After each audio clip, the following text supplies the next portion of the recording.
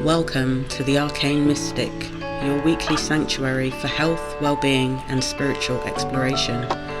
Whether you're delving into the healing power of frequency medicines, uncovering hidden wisdom, or seeking a deeper connection on your journey back to self, this podcast is a guide to the mystical side of life. Join us each week as we explore ancient practices, modern techniques, and timeless truths that help you unlock your true potential. We bring together a community of like-minded souls who are passionate about spiritual growth and personal transformation. This podcast is about the soul's journey and the wisdom that lies within. So if you're ready to elevate your mind, body and spirit, subscribe to the Arcane Mystic today. Let's awaken the inner mystic and embark on a journey of discovery together. Remember, the journey to self is the most powerful journey of all. And welcome to this episode of the Arcane Mystic, where I have the wonderful Tina K. And this show is called Spiritual Discernment, Spiritual Protection, and Woke Agendas. And the reason why I've asked Tina on today is because a lot of people at the moment are really struggling with the breakdown of this reality. Many of them are trying to go back to the ancestral ways. So we're finding people going back to ancestral herbs and medicines. We've also got people going back to circadian rhythms, ancestral diets. And one thing that I found really fascinating and amazing about Tina's work is about ancestral magic, ancestral alignment. It's about really following the ways of your ancestors. So on that note, Tina, lovely to meet you. Thank you, likewise. Tell us a bit about yourself. Well, I have been brought up in a certain way. Well, my grandmother was a Catholic woman, but she knew a lot about lots of folklore and especially herbs and herbalism. She could walk by any little piece of weed and tell you what it's for, what it can be used for, how it can be processed or worked with, and even folklorish things that if you keep that in your left pocket, you will protect yourself against robbery. And those are the sort of things that she learned from her grandmother and her mother probably, and that goes back a long way. Now, I don't know if they had more than that kind of history, because I don't refer to myself as a witch at all. I just happen to be granted this knowledge by my grandmother, and I will pass it on to my own children later. It's been useful, but there has been a long hiatus in that, because for a long time I wanted nothing to do with it, and that includes magic, really, because I was so preoccupied with everyday life, having a job, paying bills, and I got nothing out of that except several burnouts and a major depression. And I knew that I couldn't go on like this. And I started to look into the things that I remembered that I used to do, not just with my grandmother, but mostly the things that she had told me a lot about. And I remember feeling very content in that, not even happy per se, but just content, at peace with myself. And that is what I really wanted to do. Understandably, that there is also things in your daily life that you must do to just to make a living, just in order to keep everything running in the house. But that is something that I wanted to have a big part in my life. So I had to make major changes. And when the C word disease happened, I had my opportunity to move to Italy, because also I couldn't work in culinary anymore. And it was actually a fantastic chance to finally say goodbye to that life forever. And I did, said goodbye to it. And then I came here and I found a peace here and a tranquility that I could never, ever find in Belgium. And it got me way more into it, and in a much more active role as well. It's no longer this thing that is more of a passive interest. No, it's something that I practice daily now, and I get so much enjoyment out of that. But it's not like in oh, it's so fun to do, but it's sort of inner tranquility that it has given me is something that can be replaced by nothing else. And of course, gods and ancestral gods have played a huge role in that for me. Big, because you know a lot of people are coming and they're talking about burnout. And when you look at the system at the moment, everybody's struggling because everything's gone up, but people are still more or less on the same wage. The other thing that's really important with that is that you said that when the whole C thing happened, you couldn't work. I would say that 70% of people, a lot of people, took that as a disaster at the beginning, and you were able to find a solution that ended up being better for you on your journey that led you back to the pathway where you started. So it was almost like you lived forwards, but you learned in reverse. Ironically enough, it was because of that job that I hated in culinary that took so much of my free time. I When I was still working there full time, it basically all I did was I went to work, I came home, I slept, and then I woke up again to go to work. I did nothing else. I would have never had a family if I stayed in that job ever because it's not compatible at all. And because I didn't have any time to spend all that money, I had some savings. So I was able to really think about things like I have some set aside. This is more than you would typically need for an emergency fund. What do you really want to do with it? And okay, a large chunk of that went away coming here. It was an investment, let's say, an investment in my happiness and in my inner peace. Well worth spent, by the way. I don't regret it at all. No, you look happy. Your food still looks good, even though you're not a chef. So you must have one happy husband and happy bubba. Yeah, I can't speak for him, but I haven't heard him complain Exactly. so far.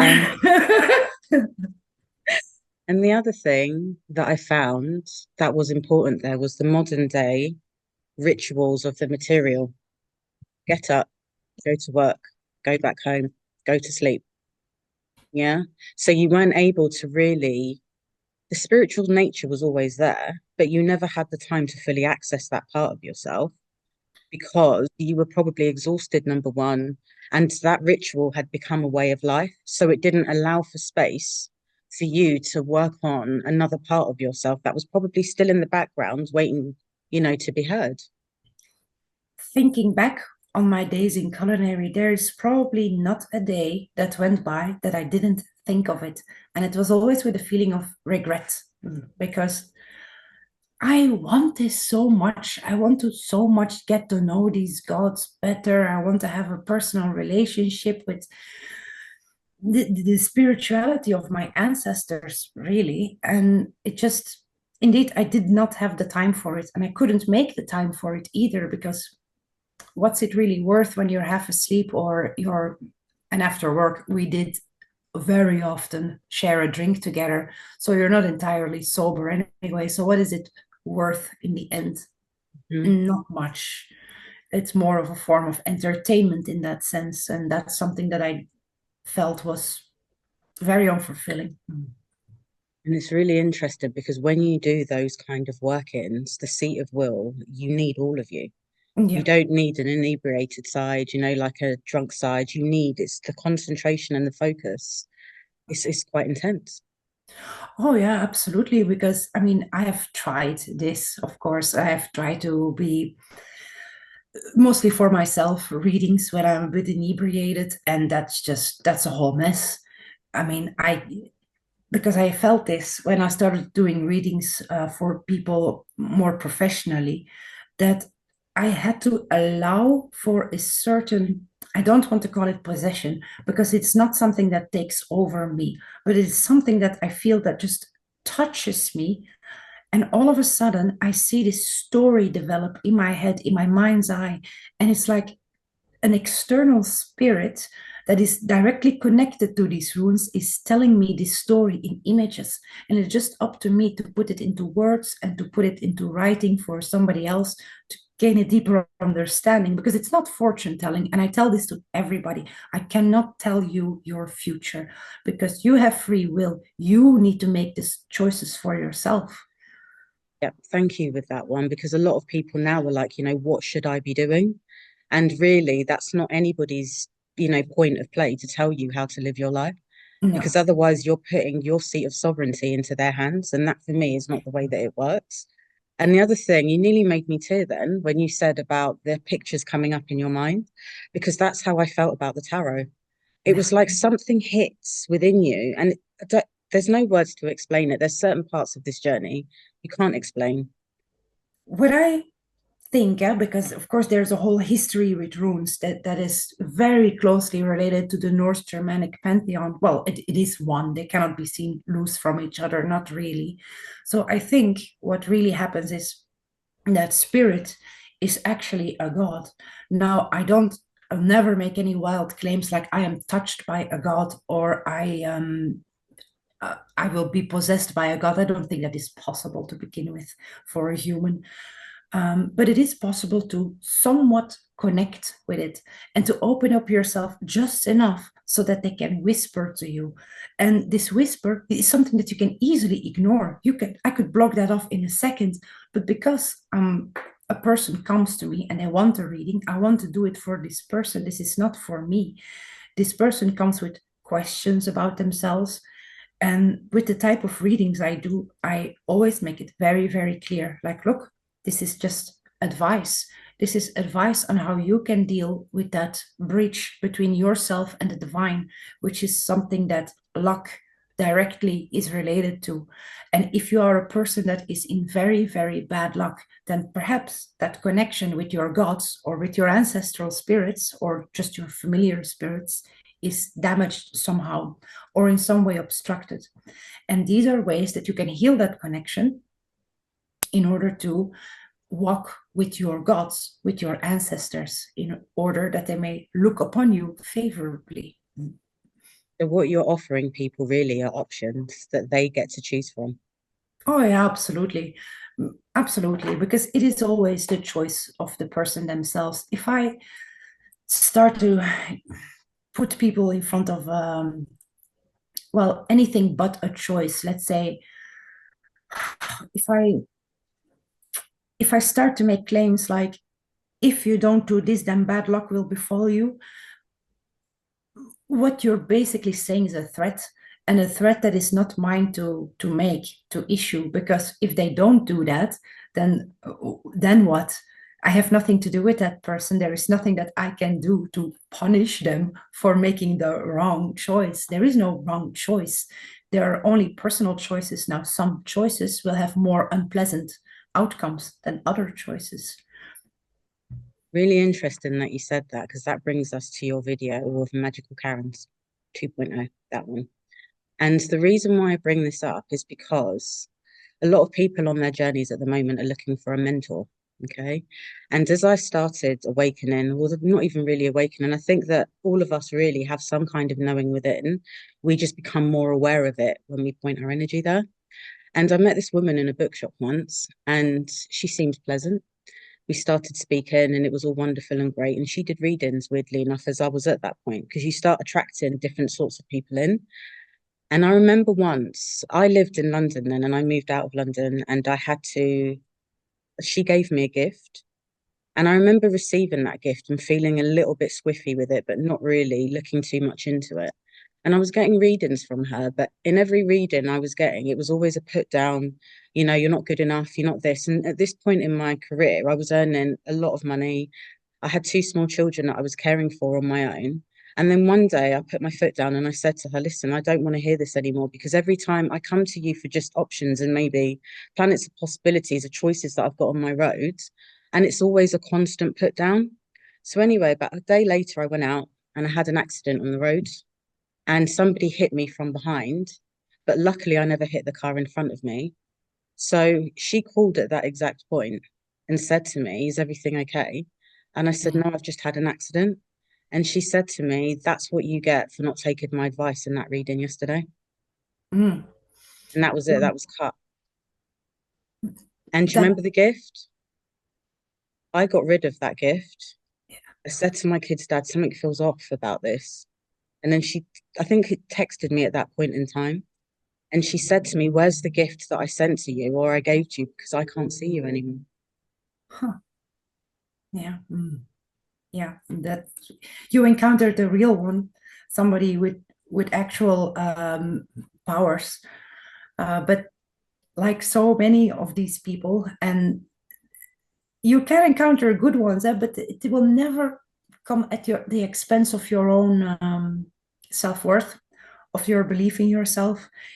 Because as in Native American traditions, you see this, that you have a healer, but a healer can also knows how to poison and how to make ill, and it's all really the same package. And what that practitioner does with it sort of becomes the focal point of their own practice. So they can become a dark one, really, that practice really evil magics on people for their own gain, because it's only ever for their own gain. Whatever that she got from you is something that up to a certain point you are willing to give to her. But once it started to feel like, no, I mean, this is taking too much from me, and you said stop, she felt she needed to punish you for that. And that's, yeah, you will encounter people like that. Also, a lot of scammers, really, and promise you the wildest things that just are not. My advice to Thing people is is, you're that looking for a reader. If they contact you first, it's always a bullshit artist that is just wanting to scam you. Always. oh yeah, when they're telling you that they can give you all the riches and the money in the world and that they can get rid of all your black magic from the 15th century, those ones. Those ones, yeah. Now, look, some of them may actually be able to do all these things, but it will come at a price. Yeah. And And really, they for can take it away me, just as easy. you should go to somebody because you want something. They shouldn't be coming to you with that. That for me always rings alarm bells. When, you know, these people start offering you stuff, it doesn't feel right at all. No, that is something that we talked about in the No BS podcast with Fiona as well, when we had Bjorn Ekta on, that the student must seek out the teacher, that there is this new ageism going around, or maybe they got it from somewhere else that's older, but this idea that the teacher will come when the student is ready is generally not true. That is probably repeated by those people who do those things, who run these scams on people. Yeah, and that all ties in with the woke agenda because with people currently waking up at the moment, a lot of them are moving away from religion because they realize really it's a corporation, it's like a business for them. As this is what a lot of people are saying to me, and it's even with people of color, from people like from that were from the Caribbean, from maybe the Windrush, from all of that. We don't really have a basis because when we were taken from Africa and put in those kind of places, we were given the Bible and these sorts of religions. So those that are unplugging and starting to wake up to try and find another way that leads them more on a journey of fulfillment, they don't know where to start. They don't know where to go with it. So the first port of call really is the kind of new agey, woke agendas, the woke areas with that.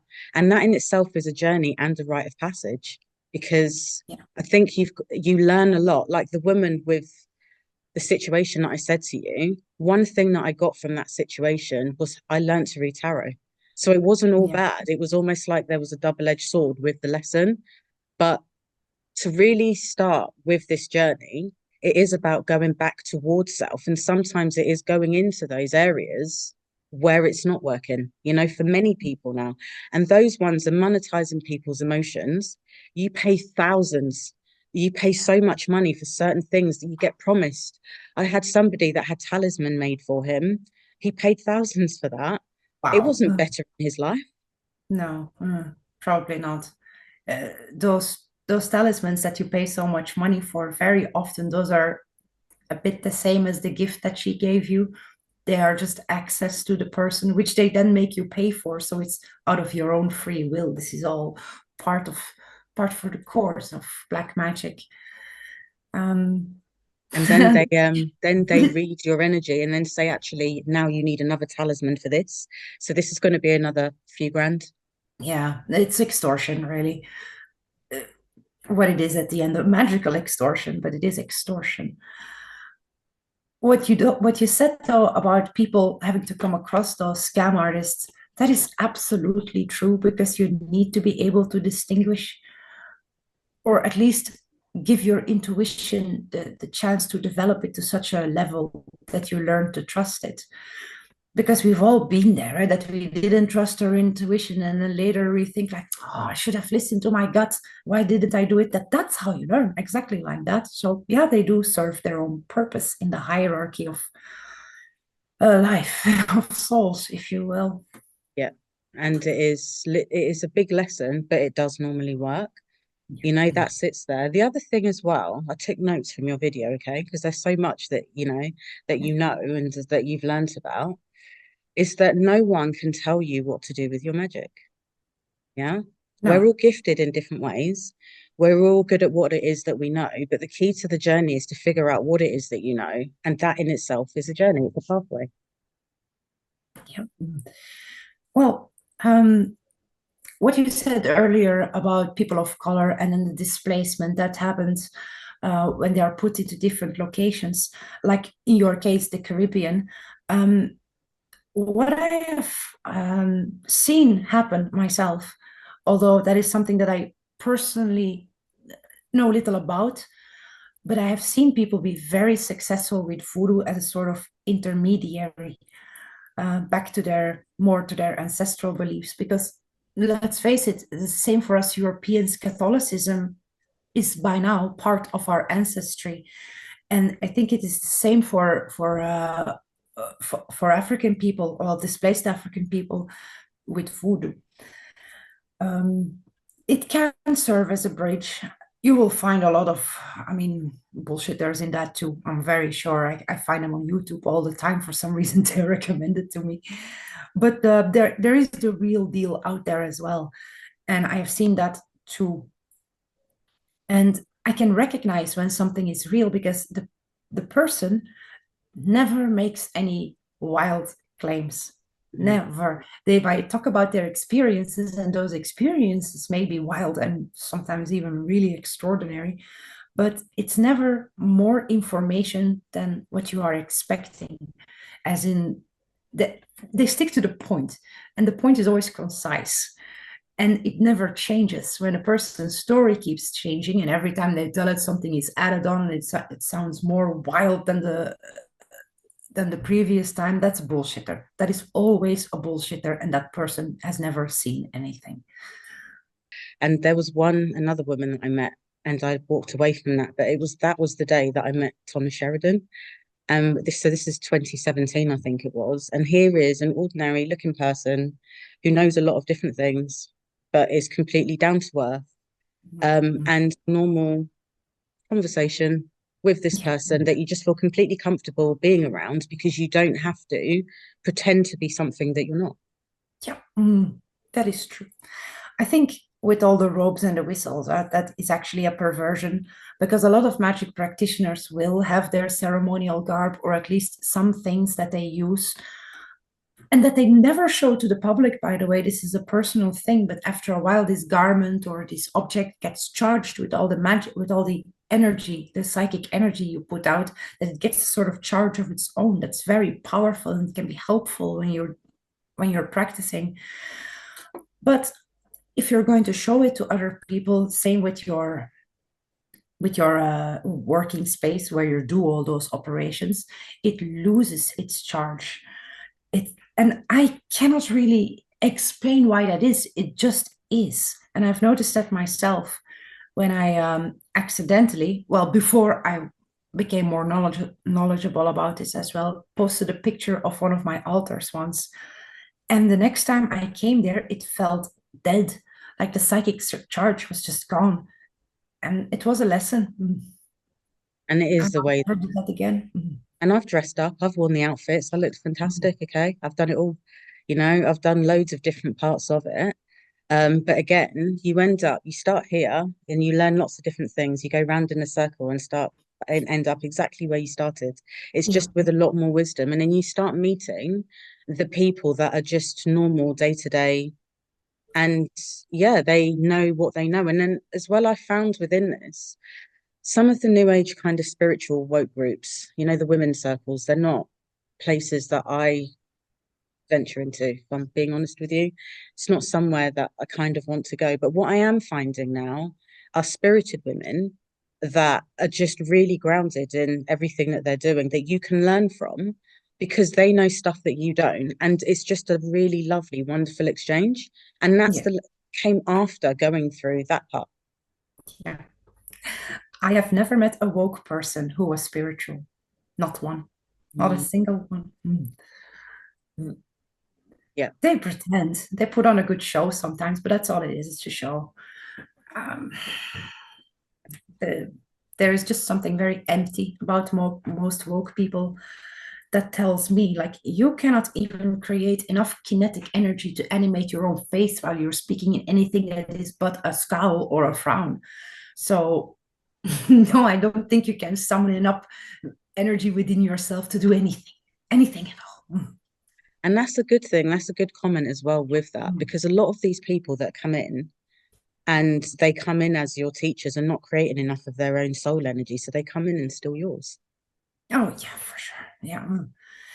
And the irony about that is that that energy goes nowhere but to keep themselves together. As long as they can feed off you, they won't deteriorate. But that's all it goes. It never goes anywhere else. So they become a sort of parasite really on other people that just feeds and feeds and takes and takes. And it never gives anything back because it can't. It's not its nature. And those that say to you at the end of a reading, you need to come back or do these things at these specific times again, because if you don't, then XYZ can happen. There are other people to avoid within that sphere as well. Mm. And it is just literally something else you said as well is that with anything that you're doing, and even people that you're working with, really, your life should always feel better afterwards. If it doesn't, then we have a problem. Yeah. Mm. Yeah. Mm. That is true, really. That is true for all magic and all spiritual practices.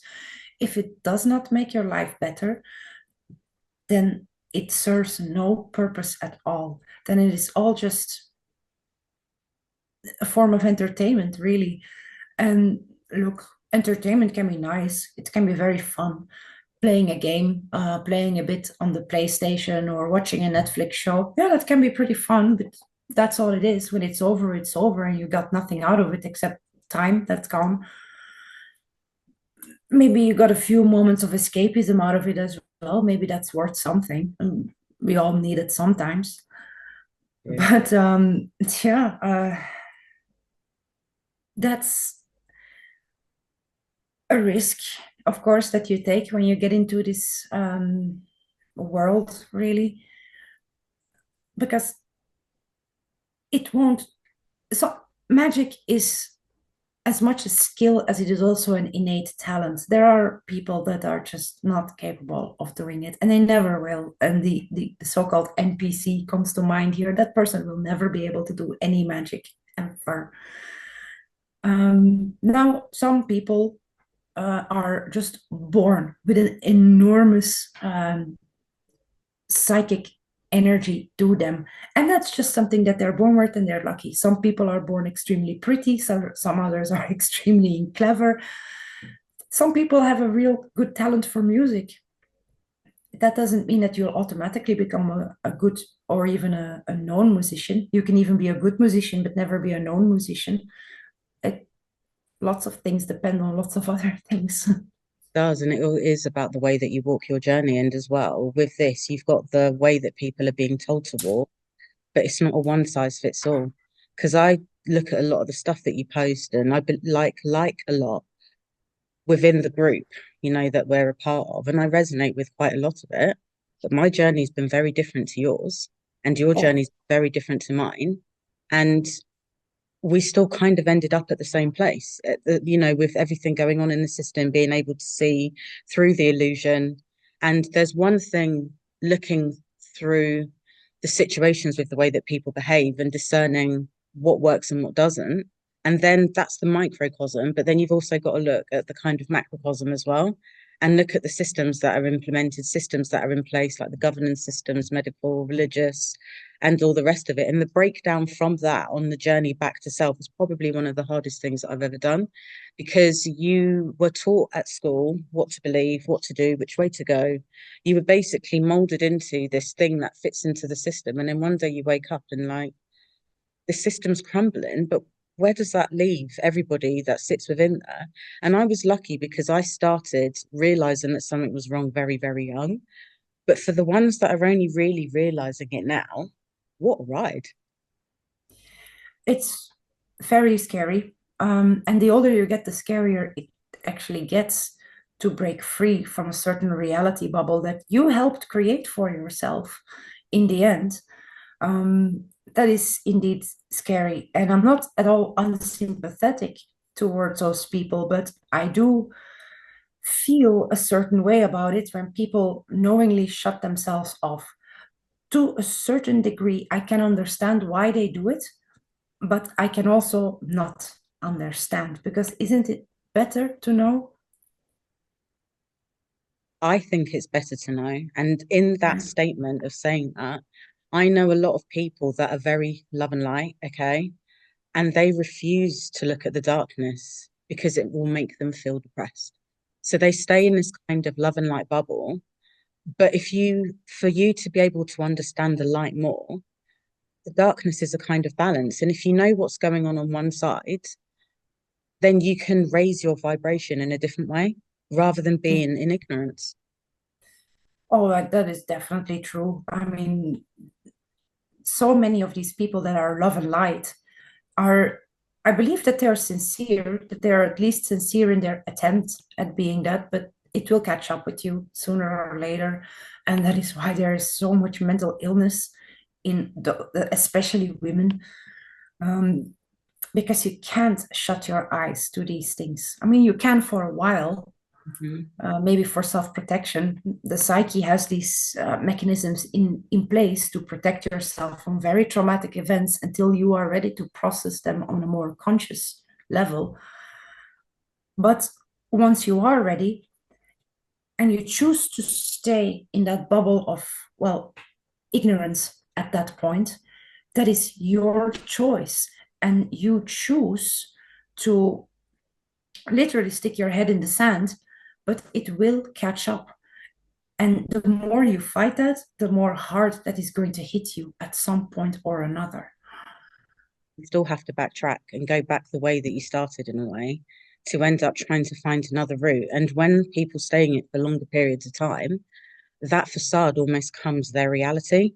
And they find it really difficult to break out of people's perceptions of them. So it's even harder for them to find themselves. That's very sad, really, because I mean, nobody should really care what other people think of you. I mean, think of yourself. How often do you think about other people? Probably not that often. I don't, I know I don't think about other people all that often. And I'm started to understand that that is the same for everybody. We need to tell ourselves, really teach ourselves this over and over and over. People don't care about you enough. So why care about their opinion at all? People Just do whatever. care They may about have their, themselves. yeah, yeah. And it is true, just do whatever comes within you. Then I would say have a discipline with that though. You know, that part I would say with it. But it is true, people do care too much about what other people think in a system that doesn't care about its people. No, not at all.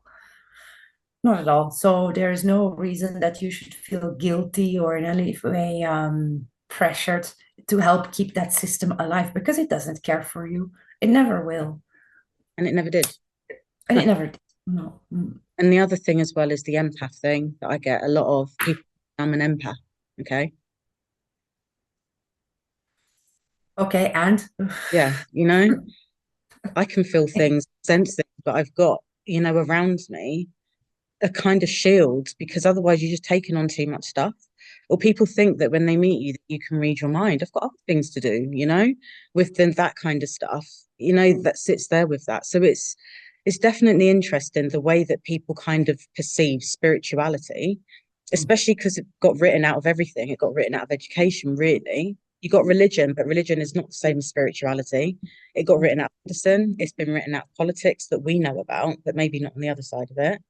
It's been written out of every area of society, but yet we're in a spiritual war and people are only really just starting to kind of come to terms with the fact that there's a problem and they don't know which way to go with it. So it's just about literally kind of going through the loopholes and finding their way back to self and working with that. But on that journey of doing that, don't care what anybody else thinks, because everybody makes mistakes, and everybody gets things right, and that's all part of the journey.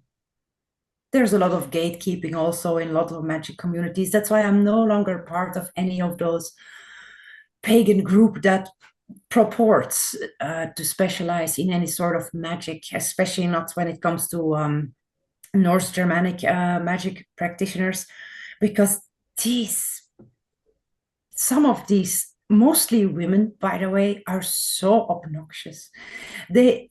They are so quick to criticize you on anything at all if it doesn't follow a specific protocol, a protocol that either they themselves came up with or somebody before them came up with, that is probably part of the same group to begin with, and they just repeating it.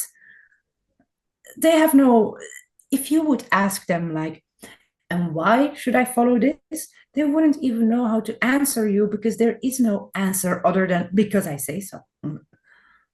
Wow. Yeah. And I've written, if it works, it works. Yeah, about the whole, that kind of area. I've written about that, like the traps in my book, The Road to Sovereignty, because it's a big one. It is, that comes up there with it. The other thing as well with it, with those women, they've taken, it's almost like a transference of religious ideologies. And what did you call them? You said that they've just become female priests. Yeah, I mean, in in the Norse pagan tradition, the North Germanic pagan tradition, there's now this thing called the 9 noble virtues.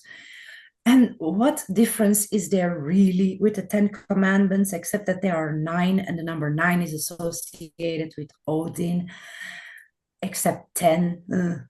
I mean, it's really just do as I say because I say so. These people like to preach to other people. And look, if you want to become a priest, I have no problem with that. I'm friends with a priest, an actual priest and a pastor. But yeah, it takes a long time to become a priest, 8 years and a lot of study, and it's not that easy. So if these people were not so lazy as to just go and do that, which is their true calling, they would be doing it. Yes. And I would respect them more for it. But these people that you see on every podcast, really, all of a sudden start talking about the 9 noble virtues because it is in the Eddas, and Odin did it, so we must do it too. Look, there is a case to be made for wanting to be as the gods, not to be a god, but to be as them or to emulate them. But in all these things that they extrapolate these noble virtues from are specific scenarios that were written down in the Eddas, who were all written by a Christian monk, by the way, that was never written down by any pagan.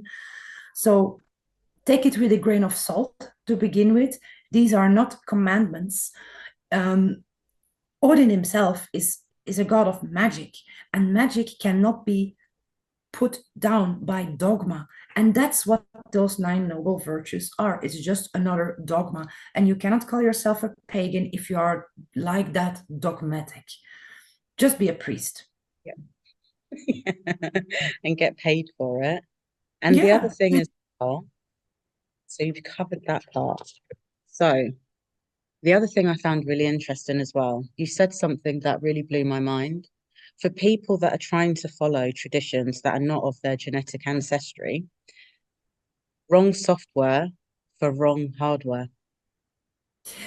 Thomas said that first, actually, and I repeated it because I really agree with that. Yeah, but that is true.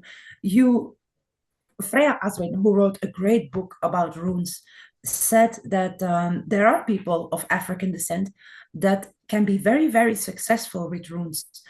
And that's true, but on the condition that somewhere along the line, the Norse, Germanic, European has been inserted into that bloodline. And that's what they're connecting with when they are working with runes. So it is possible if you, as a white woman, let's say I have a black ancestor. I don't, but let's say just for the sake of conversation, it is possible that I could connect with a certain African ancestral tradition, but it is unlikely. That is why there are also Black African people that work with runes are so very few because they feel no innate connection with that. Which, I mean, why would they? They have, it's not in their genes. Just like I feel no connection with voodoo or with Native American paganism or yeah, even Wicca, really. I just don't feel any connection to it, which is fine. It's I not don't know. supposed to work for me. Not at all. I mean, I've got ancestry that is white, but I've also got ancestry that is Taino. So I've got quite a lot going on there that I can. So what I did with that, for those that are mixed that are watching this, is research all of them. Yeah. Look into it because you can look at it also from educational purposes. And when you start looking at different traditions and cultures, you start noticing patterns and trends as well. And also Mhm. it does awaken something within you. And then you can make an informed decision about which way it is that you're choosing to go with. And it's that simple, really. Yeah, and again, trust your intuition really. If it feels difficult, if it feels like a struggle, then it is a struggle. If it feels easy, that is because it is easy for Mhm. you, for Yeah. you personally. Because I find that working with people that are working with plant medicines that are not from that area of the world, and whether that be as a practitioner or somebody that participates in that, I know some people that literally have never been well since. I know one person that committed suicide. They Oh went wow. to manage the energy of that. And number one, I think it was because ancestrally they weren't from there, Mm. partly. The rest of it is their own personal stuff. Because I think that working with any kind of mind altering substances, really, one needs to, first of all, be balanced within themselves and, have that area of stillness within themselves to be able to go beyond any of that. It can be quite dangerous grounds. Yeah, absolutely. I mean, just look at alcohol, how a person can completely change personalities. It's because your defense system that you have for yourself, your psychic firewall, as Thomas would say it, you can train that to be up. And if you are a regular practitioner, this becomes something that is rather easy, really. You just need to be conscious of it. But then once you start drinking, you will, like your inhibitions, you will lower and lower and lower that psychic firewall, and something can probably temporarily attach itself to you, even completely take you over. That's how you have these stories of people that black out on just alcohol, not even a hallucinogen, and they don't remember what they did. And the next morning, they have to be told by other people, you did this and you did that. And we are having a problem now. I mean, this is, yeah, that is a risk, of course. And with hallucinogens, it's even, I wouldn't even say worse or less worse, it's different because it allows you also to see spirits, especially with mushrooms and DMT. It's has been shown that it actually removes brain inhibition. So you actually see more of the quote unquote real world. What you're actually seeing is the spirit world. And that's why all these people's stories are also very similar, and people report seeing the same entities or the same types of entities over and over and over again, is because you're peering through the veil. Now you're peering through the veil not by any innate or inborn talent, but because of a substance that is external to you. And it can really fuck you up. And Yeah, it really, really can do. I've seen some really terrible things, and people don't return. They no, don't come back to the version of self that they were before, and they're not. Some of them are nonchalant. It's like the lights are on, but nobody's at home. yeah, They can't articulate. And I wonder sometimes if this is where walk-ins can happen, or, where people become scared, or anything can happen. The other thing that's really fascinating, a lot of frequency machines now. I'm going to do a podcast on that. But a lot of people are using these frequency machines or listening to certain tones on their phone mhm, that can apparently help them. And for me personally, I don't advocate for that because the Wi-Fi capabilities with everything that's going on outside in the atmosphere, it's just a no for me. But there's one machine that apparently when you sit in that machine, it rewires your neurons within your brain to access high frequencies. And when the person told me that, and I was like, well, what were you born to do then? Why are you here? If you're letting a machine do that, what's your part in all of this? Is that the god helmet? I don't think it is. It's a chair that people sit in like that. Ah, They may put a helmet on. I didn't look into it. I was just a bit like, no, that's not for me. What's the helmet one that you were talking right. about? Oh, it's gone slow. Yeah, I heard about similar machines that really gives a frequency to your brain. And some people report having no experience, and other people see like, I saw God or I saw a spirit. And yeah, I mean, it's easy to see a spirit. You don't need to have your brain pre-wired for it. You can just you could take a hallucinogenic also. There are certain plants that will let you see absolute demonic worlds. A tumor? Datura, the Dora. white flower, yeah, the seed pods. The stories that I've heard and read from taking those seed pods, while not lethal, um, you can even take a lot before you will have to go to a hospital to have your stomach pumped, are so horrific. I don't think I could ever take that and ever be normal again, normal. So no, I will never do that. Some weed, isn't it? Is it that one? The Datura. Yeah. There's some of Americans though more going kind of that way because I read about that in the Carlos Castaneda book. And the other thing is I got a black box once and it had the universal frequency. I got pulled in again, you see. So anyway, I took this thing home. You put it on at night while you're sleeping. Tina, one night I woke up and I've got this thing looking at me in my Oh, wow. and I had to turn it off. So I got Yeah. in contact with the guy and said to him, look, what is this? And he said, it's really interesting to talking to somebody that can see things. What did you feel? And all I said to him is, look, I just want a refund. I'm not going into all of this with you because I'm not part of your research team, you know? So for Yeah. those of you that are working with kind of frequencies on phones or Wi-Fi capabilities, there's loads of healing devices going around at the moment that can do all sorts that have got Bluetooth capabilities. Be mindful of that as well. That's another one. And I think really with regards to this, the other thing about it as well is moving within, whether it be alcohol, plant medicines, these machines, a lot of these people self-destruct in the end because they don't have the off button and they don't have enough awareness within themselves to move themselves out of that. Some of them keep going and it's an absolute nightmare. Yeah. So really with it, for me, be careful of the woke and new age agendas. It's normally very costly and very expensive, not only to your mental health, but to your pocket as well. Okay. Learn practices within yourself that lead you back to your own journey. And if you don't know which way to go with things, then the best way to move forwards is to maybe look at your ancestral genetics. For those people that have been adopted or that may not know who their ancestors were, what advice would you give to them? Um, this is a bit tricky, maybe, but first of all, try to find out. What you could also do is have yourself genetically tested. There are companies that do that, and all you have to do is give yourself a little swab in your mouth. And what you could also try is a shamanic journey. There are many different techniques that people can use, and you'll probably find that online if you look for it, but they're all kind of the same. You have to